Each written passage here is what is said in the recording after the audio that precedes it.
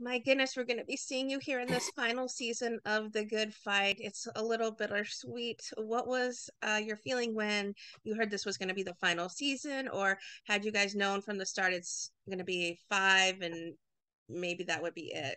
No, I think I was anticipating another season because, as far as I was aware, everyone involved wanted to go on as long as we could. But it seems that the powers that be had another idea, and so I was a little shocked and disappointed, obviously. I mean, I get a chance to go to work with some of the greatest actors, ever in my industry, and in Christine Baranski, of course, as our great leader, and Audra McDonald. And this season we were joined by Andre Brower, and my God, but name the names: Michael John Sheen and Slattery. John Slattery, and so it was always a joy to go to work and know that I'm sort of eternally associated with one of the best shows ever. My goodness. Yeah, Julius yeah, seems to find himself, though, every season a little deeper in some sort of muck. Fortunately, are you yeah. able to tease where we pick up with him this season? Well, it's funny that we find Julius in season 6 sort of amidships, in the sense that he's been in jail. He's been released from jail because of a pardon from the former president, a former president about whom Julius was quite conflicted, if you recall from season, God knows whenever that was, when I was revealed to be a secret conservative.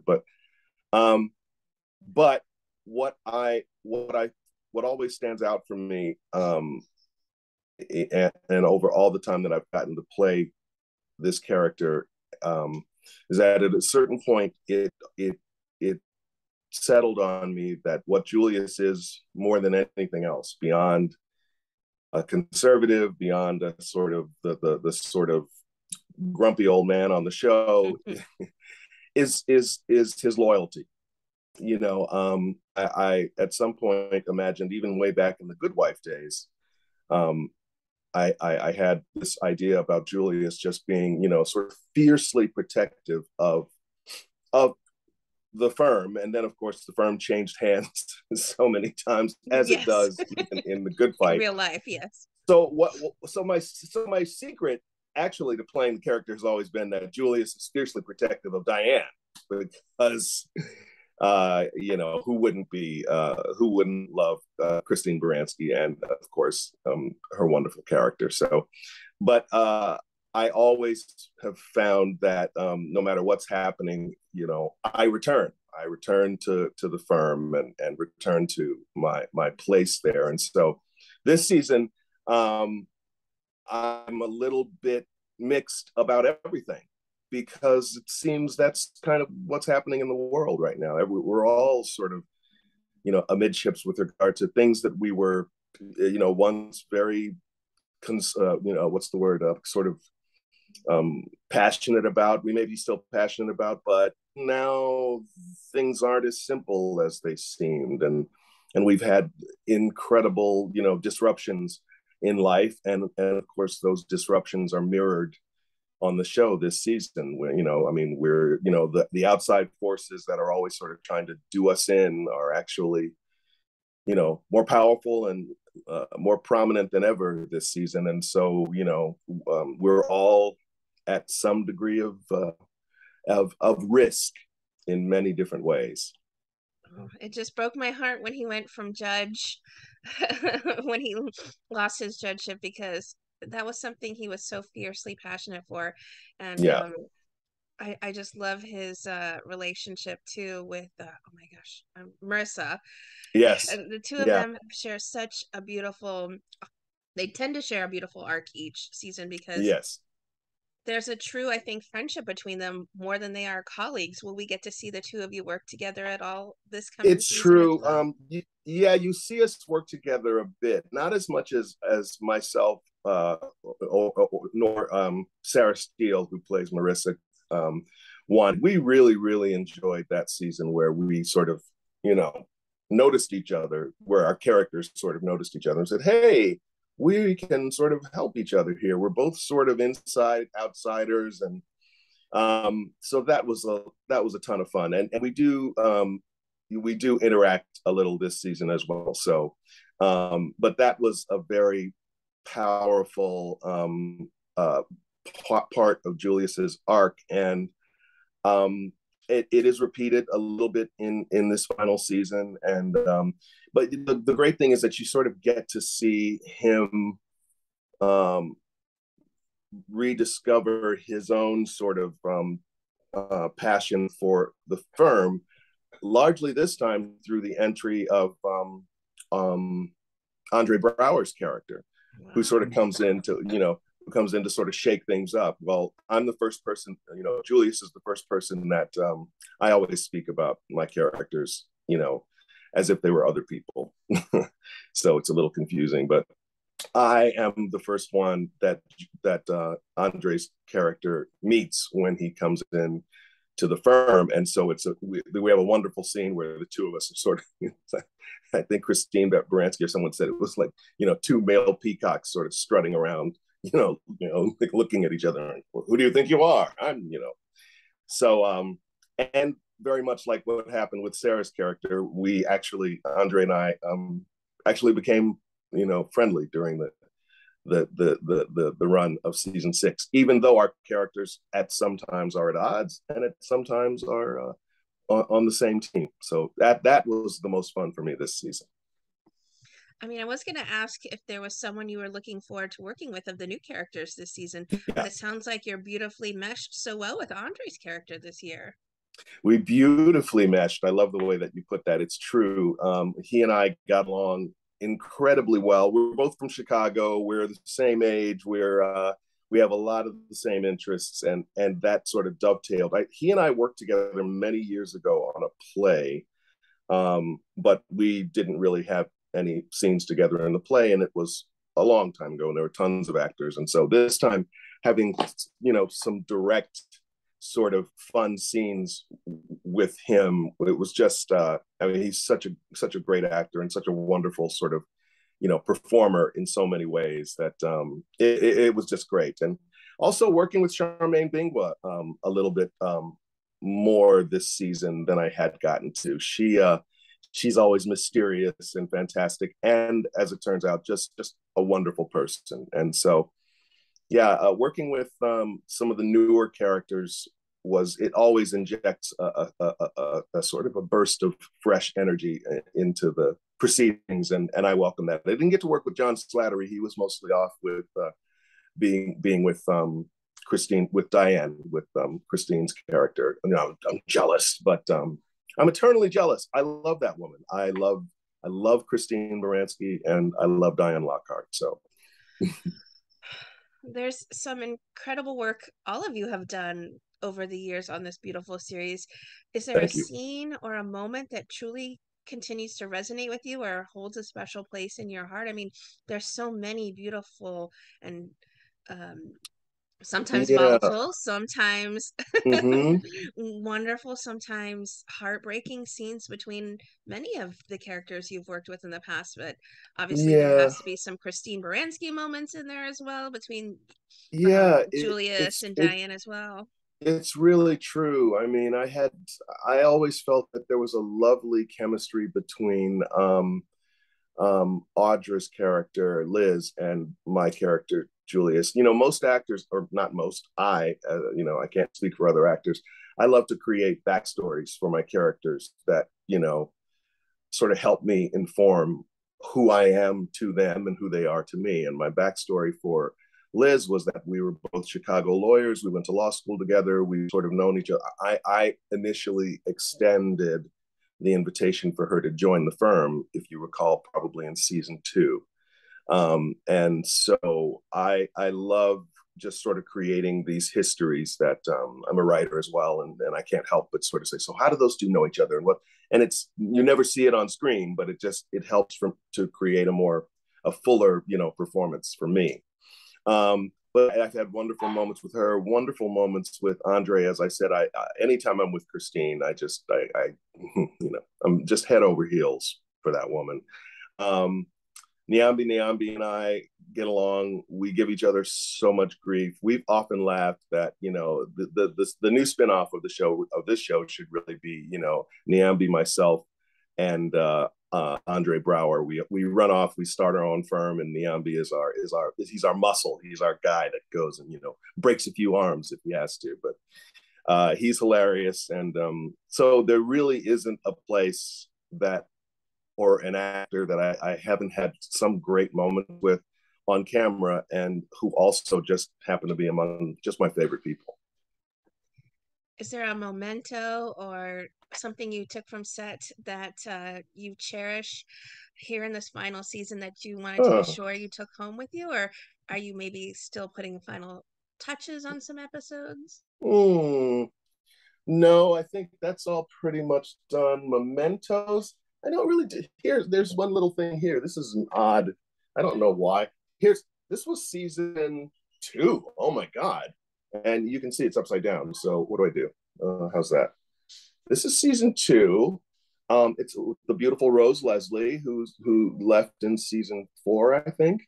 But that super hot Christine Baranski right there. Unbelievable Kush Jumbo right there. All our ladies who have led off the series at one point. Oh, there's a better picture of Kush. I love this. Here's the thing. I don't know what it is. I don't know what I do with this. Is it a head wrap? Is it? Do you have an idea? I don't know what I'm supposed to do with it says it's a buff, and what they do is they use it in Survivor.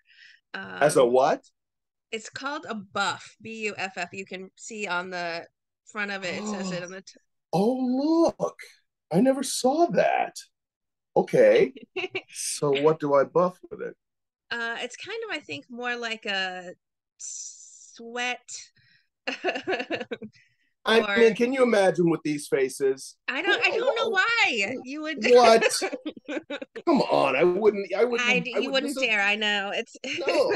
It's kind of like a marker, kind of really what they use is in Survivors, you throw in your buff and then they select you for a team, and it's just sort of a trademark thing for Survivor to hold on to. Maybe they're saying you survived a good fight. That's great. Thank you so much. I swear, I'm like, I don't know what I do with that, but I just hang it in a place of honor. I mean, can you imagine that face? I mean, who would do that? It's a holy relic. It's kind of something you put on like your head, and they sort of toss it back over your forehead and stuff like that. But no, I would definitely not dare dare use it be smirched, for anyway. Yes, be smirched. There you go. Exactly. Yes. Did you take your chair back with you at all then? I did. I took my. They gave me my. The back itself. The little. I actually don't know where that is. I haven't had it mounted yet, but I will be. Is that what you do? I try to keep mementos of everything I've done. I've got, I've been knock wood or whatever this fake you've been a wonderful material working actor for so long. Yeah, I've been very fortunate and lucky and happy to have been so. And so, I wasn't really thinking that because I thought we'd have, I thought we'd run forever. So a few little knickknacks here and there, I did manage to sort of, pilfer. So I've got along with my buff. Did we find any of Julius's suits in your closet, or? No. Those were gorgeous. Can I tell you one thing? Listen, there used to be a time, I've been in the business long enough to remember when they'd give you things at the end of a show, My first TV show, China Beach, was a Vietnam War thing. I got uniforms. I got dog tags. Costume. Such a good show. Designers, thank you. The costume designers were throwing that stuff out the back of the costume trailer.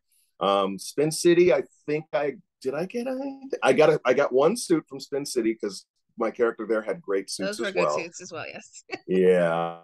Now they have where you guys have I think now it's like one day you guys come and you buy this certain things that you want to keep as mementos from Yeah, a set. which actually it just happened for this show. I wasn't able to make it that day, but I don't think any suits were on offer. Those suits were very expensive. The brilliant Dan Lawson designed every single one of them. Everyone's So outfits were gorgeous.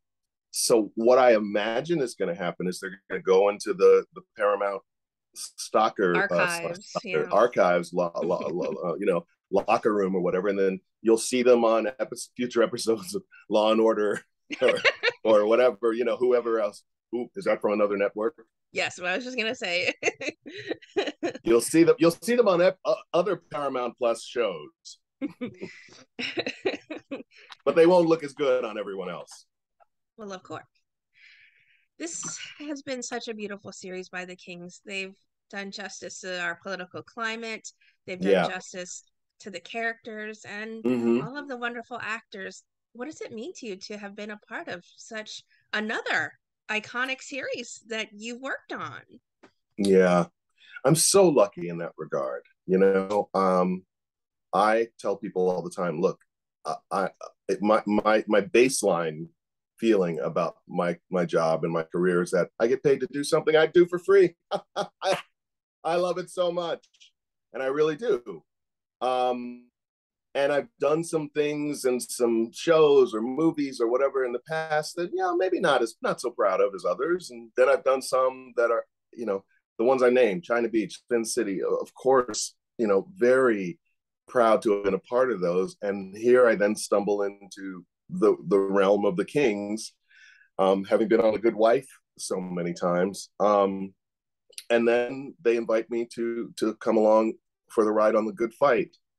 And I just couldn't have been more excited. You're talking about wonderful writing that is also prescient in such a way that just seems to be not particularly in step with what's happening in the world, like 2 steps ahead.